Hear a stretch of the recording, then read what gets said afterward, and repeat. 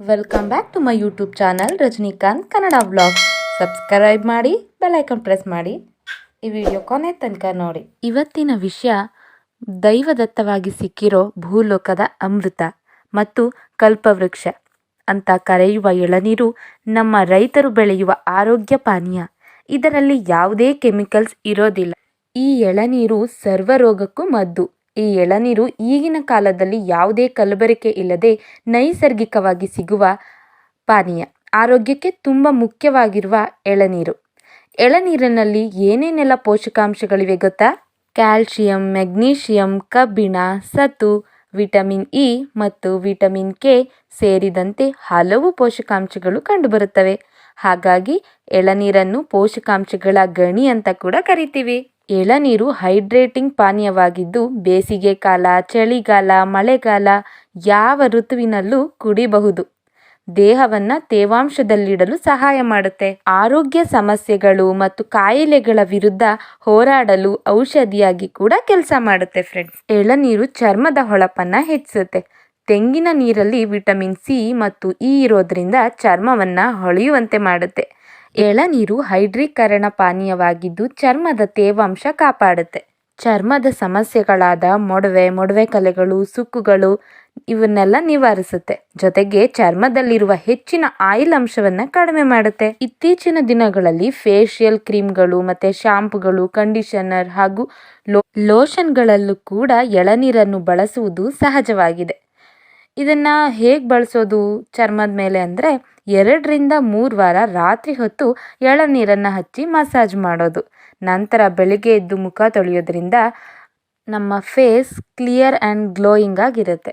ಚರ್ಮದ ಕಾಂತಿಯನ್ನು ಹೆಚ್ಚಿಸ್ಕೊಳ್ಳೋರು ಖಂಡಿತ ಈ ಟಿಪ್ಸ್ನ ಫಾಲೋ ಮಾಡಲೇಬೇಕಲ್ವಾ. ಇನ್ನು ಕಿಡ್ನಿ ಸ್ಟೋನ್ನ ನಿಯಂತ್ರಿಸುತ್ತೆ. ಹೆಚ್ಚೆಚ್ಚು ನೀರು ಕುಡಿಯೋದ್ರಿಂದ ಕಿಡ್ನಿಯಲ್ಲಿರುವ ಕಲ್ಲುಗಳು ಹೊರ ಬರ್ತವೆ ಅಂತ ಹೇಳಲಾಗುತ್ತೆ.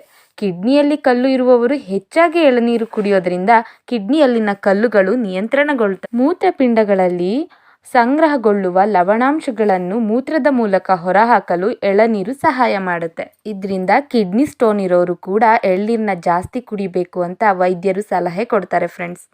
ತೂಕ ಇಳಿಕೆಗೂ ಸಹಾಯ. ಎಳ್ನೀರಿನಿಂದ ಫೈಬರ್ ಅಂಶ ಹೆಚ್ಚಾಗಿದ್ದು ಕೊಬ್ಬಿನ ಅಂಶ ಕಡಿಮೆ ಇರುತ್ತೆ. ಫೈಬರ್ ದೇಹದ ಜೀರ್ಣಕ್ರಿಯೆ ನಿಧಾನಗೊಳಿಸಿ ಹಸಿವನ್ನ ನಿಗ್ರಹಿಸುತ್ತೆ. ಇದು ನಿಮಗೆ ಹೊಟ್ಟೆ ತುಂಬಿದ ಅನುಭವವನ್ನ ನೀಡುತ್ತೆ. ಇದರಿಂದ ಬೇಗ ತೂಕ ಇಳಿಕೆ ಮಾಡಬಹುದು. ವೆಯ್ಟ್ ಲಾಸ್ ಮಾಡೋರು ಕೂಡ ಎಳ್ನೀರನ್ನು ಉಪಯೋಗಿಸೋದ್ರಿಂದ ಆರೋಗ್ಯಕ್ಕೂ ಒಳ್ಳೆಯದು, ಆರೋಗ್ಯಕರವಾಗಿ ತೂಕವನ್ನು ಇಳಿಸ್ಕೋಬಹುದು. ಸಕ್ಕರೆ ಕಾಯಿಲೆಗೂ ಕೂಡ ಎಳನೀರು ತುಂಬ ಒಳ್ಳೆಯದು. ಮಧುಮೇಹಿಗಳಿಗೂ ಸಾಮಾನ್ಯವಾಗಿ ಸಿಹಿಯಾಗಿರುವ ಪದಾರ್ಥ ಹಾಗೂ ನೀರೆಂದರೆ ಮಧುಮೇಹಿಗಳು ದೂರನೇ ಉಳಿತಾರೆ.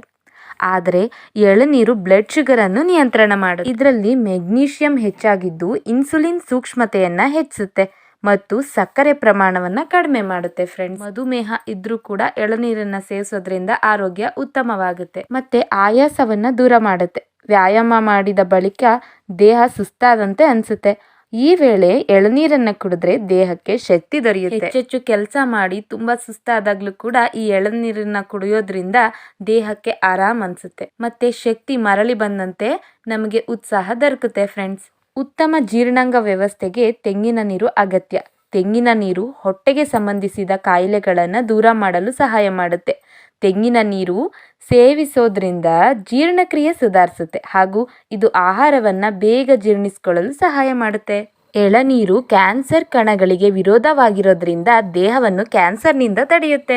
ಎಳನೀರು ಕುಡಿಯೋದ್ರಿಂದ ರಕ್ತದ ಒತ್ತಡವನ್ನ ಕಡಿಮೆ ಮಾಡುತ್ತೆ.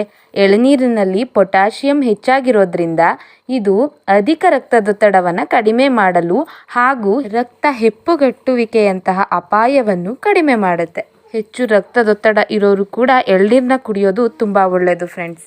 ಎಳನೀರು ಕೂದಲಿನ ಆರೈಕೆಗೂ ಒಳ್ಳೆಯದು. ವಿಶೇಷವಾಗಿ ಎಳನೀರಲ್ಲಿ ವಿಟಮಿನ್ ಕೆ ಮತ್ತು ಕಬ್ಬಿಣಾಂಶ ಇರೋದ್ರಿಂದ ಕೂದಲಿನ ಬೆಳವಣಿಗೆಗೆ ತುಂಬ ಸಹಾಯಕಾರಿ. ಕೂದಲನ್ನು ಕೊಂಚ ಎಳನೀರಿನಿಂದ ಮಸಾಜ್ ಮಾಡೋದ್ರಿಂದ ತಲೆಯ ಚರ್ಮದಲ್ಲಿ ರಕ್ತ ಸಂಚಾರ ಹೆಚ್ಚಾಗುತ್ತೆ. ಇದರಿಂದಾಗಿ ಕೂದಲ ಬುಡ ಹೆಚ್ಚು ಶಕ್ತಿಶಾಲಿಯಾಗಿರುತ್ತೆ. ಉದುರೋದು ಕಡಿಮೆ ಆಗಿ ಕೂದಲ ಹೊಳಪು ಹೆಚ್ಚುತ್ತೆ.